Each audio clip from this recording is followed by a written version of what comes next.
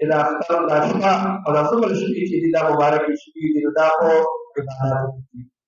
دا زموږ د اختر په شاته کې احیانا پروګرامونه دي دا به کوو هغه به کوو او په نام د عبد کې تېرې کړو د دا شپه مبارکې شپې دا به په موږ باندې وبال وکړي. د دې شپو متعلق رسول الله فرمایلي دي چې دا ډېرې مبارکې شپې دي د اخترونو.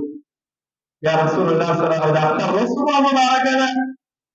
رسول الله صلی الله علیه وسلم مدینې منورې ته راغی نو بهر راووتېده صحابه چې ولیدل او نور خلک یې ولیدل نو خوشحالۍ یې مناولې.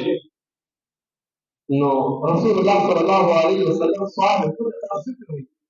نو صحابه ورته یا رسول الله د جاهلیت د وختونو خپله ناروغۍ را روانې دي په دې دوه ورځو باندې موږ خپله خوشحالي مناوو او نور خلک هم د یهودو دا خوشحالي را روانېږي په دې دوه ورځو باندې. رسول الله صلی الله علیه وسلم فرمایل د دې په بدل کې الله تعالی تاسو ته دوه خوشحالۍ درکړي.